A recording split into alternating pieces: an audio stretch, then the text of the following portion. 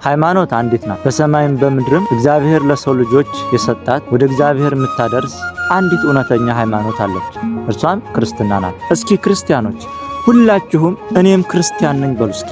አንድ ቀን የሞት ቀን አለ። በቅርቡ በተደረገው ጥናት ወደ 40 ምናምን ሺህ ደርሷል ተብሏል። የሃይማኖት ቁጥር ማለት ከዚህ ሁሉ ትክክለኛና እውነተኛ ወደ እግዚአብሔር የምታደርሰው ሃይማኖት ክርስትና ናት ማለት ነው። ቅዱስ ጳውሎስ በኤፌሶን መልእክት ምዕራፍ 4 ቁጥር 4 ላይ አንዲት ጥምቀት፣ አንዲት ሃይማኖት፣ አንድ ጌታ እግዚአብሔር አለን ይላል። እውነት ነው። አንድ ጌታ አለን። ስለዚህ ሃይማኖት አንዲት ናት። እርሷም ኦርቶዶክስ ተዋሕዶ ክርስትና ናት። ይሄ ሁሉ በምድር ላይ የምናየው ሃይማኖት ሁሉም ጸላዔ ሰናያት ያመጣው የዲያብሎስ ሃይማኖት ነው።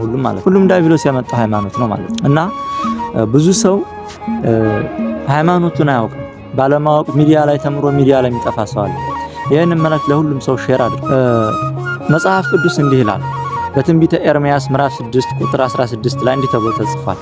እግዚአብሔር እንዲህ ይላል፣ በመንገድ ላይ ቆሙ ተመልከቱም፣ የቀደመችውን መንገድ ጠይቁ፣ መልካሚቱ መንገድ ወዴት እንደሆነች ወቁ፣ በእርሷም ላይ ሂዱ፣ ለነፍሳችሁም ረፍት ታገኛላችሁ፣ እነርሱ ግን አንሄድባትም አሉ ይላል።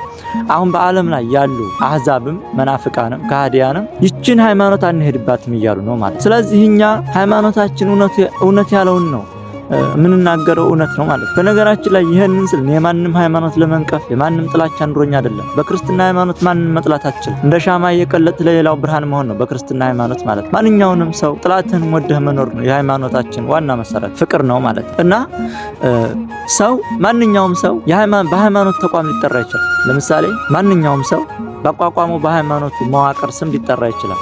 ሰው ግን በተፈጥሮ ክርስቲያን ነው። ከወንድሞቻችን ጎን እንቁም፣ ከሃይማኖታችን ጎን እንቁም። አንድ ቀን የሞት ቀን አለ፣ የሞት ሰርግ። ሁሉም ሰው የታደመበት አንድ ሰርግ አለ፣ እርሱም ሞት ነው። የሞት ቀን ሳይመጣ ሳይመሽ ጊዜው ሳያልፍ በወጣትነትህ ጊዜ እግዚአብሔርን አስብ ይላል መጽሐፍ። እግዚአብሔር ይስጥልኝ።